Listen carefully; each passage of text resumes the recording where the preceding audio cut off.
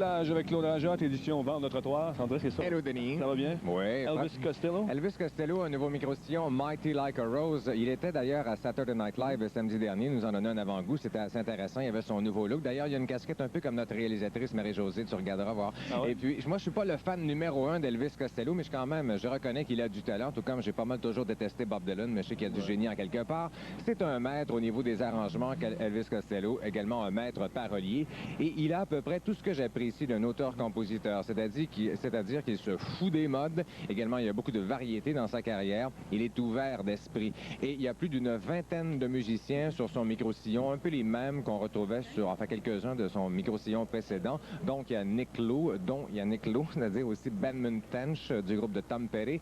Et il continue aussi son association avec Paul McCartney, qu'il avait commencé sur l'autre album. Il y a 2 chansons qui s'intitulent So Like Candy, qui a joué d'ailleurs à Saturday Night Live, et aussi Playboy 2MN. Et on peut voir que vraiment leur style se marie très, très bien. Et moi, j'ai eu, en fin de compte, beaucoup de plaisir à écouter ce micro-sillon-là de A à Z.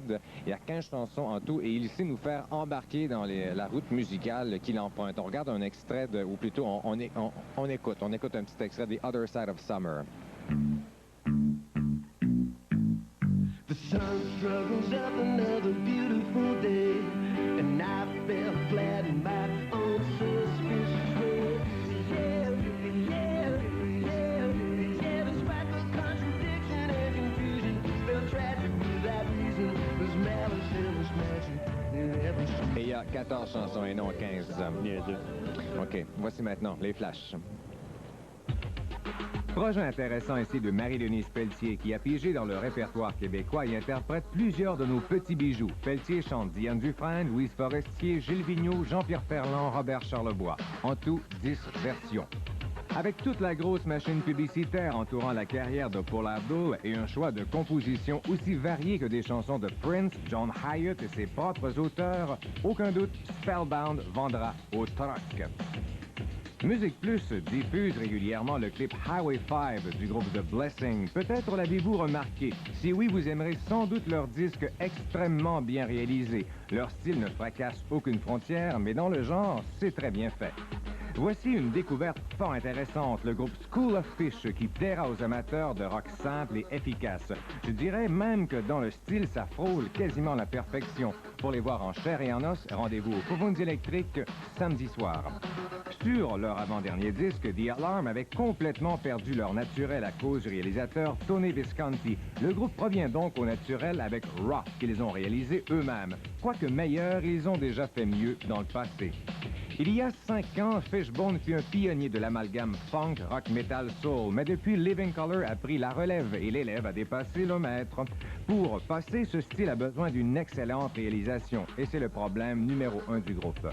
Bien connu pour son travail avec Wynton Marsalis, le pianiste Marcus Roberts fait aussi carrière solo, et sur son 3e disque, il nous offre principalement des œuvres de Duke Ellington, Thelonious Monk et Jerry Roll Morton. Du piano, un point c'est tout, excellent. On poursuit avec une formation qui s'appelle The Fire, une formation issue de Liverpool. Qu'est-ce que tu en as pensé?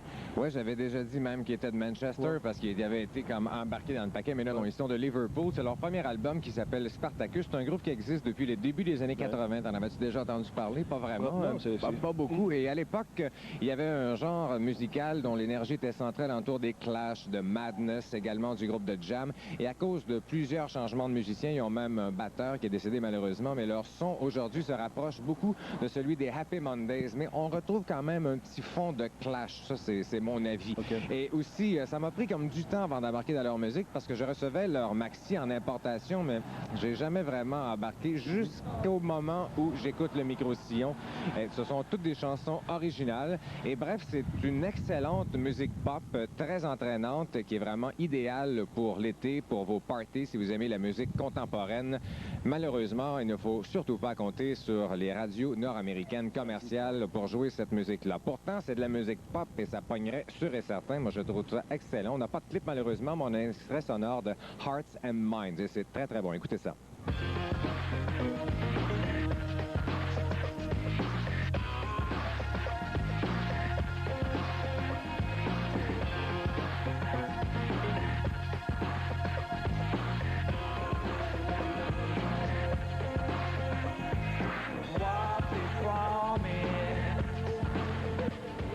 festival d'anglais aujourd'hui. Encore un autre groupe, The House of Love. Ils sont bien sûr d'Angleterre. Et ça m'a surpris que Polygram décide de sortir ce micro-sillon-là parce que... Ça date, parce que c'est ça, ce sont des vieux trucs. Et le dernier album du groupe The House of Love était tout simplement génial, tout comme leur spectacle qu'ils ont donné au Club Soda. Et on dit que les choses les plus belles sont les plus simples. C'est exactement ce que fait le groupe House of Love. Il n'y a pas de flafla, pas de crémage inutile. Ce sont des mélodies fortes dans un style pop-rock très, très accessible. Encore une fois, la radio commerciale ne joue pas ça, ce qui est très dommage. Ils passent à côté quelque chose de très bon.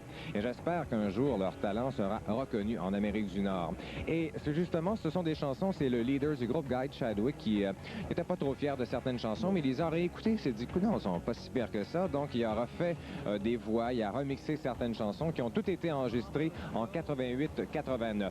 C'est pas aussi bon qu'un vrai micro-sillon, mettons, du groupe House of Love. C'est moins consistant un peu. Mais pour les fans, pour ceux qui aiment le groupe, vous allez adorer ça. Et surtout que ça se vend à un prix modique. Il y a quelques chansons qui font un peu remplissage, j'avoue. Et je sais pas qu'est-ce que ça veut dire, un prix modique. C'est peut-être moitié prix, mais c'est quand même bon. Voici un extrait d'un clip Marble. Merci beaucoup, Claude. Et je sais que tu vas être en entrevue avec les gens de Delight demain, pas demain, jeudi. Jeudi, une entrevue. Je les ai déjà rencontrés à New York, très sympathiques. Ils sont bons en spectacle aussi. Je les avais vus au Sound Factory. Alors, ils sont en spectacle au Metropolis. Donc, d'ici ton entrevue, on se laisse sur un clip qui s'appelle Grooves in the Heart, le premier succès du groupe. Et nous, on se dit à demain, tout le monde. Bye. Bye-bye. Merci, Claude. Bye. To say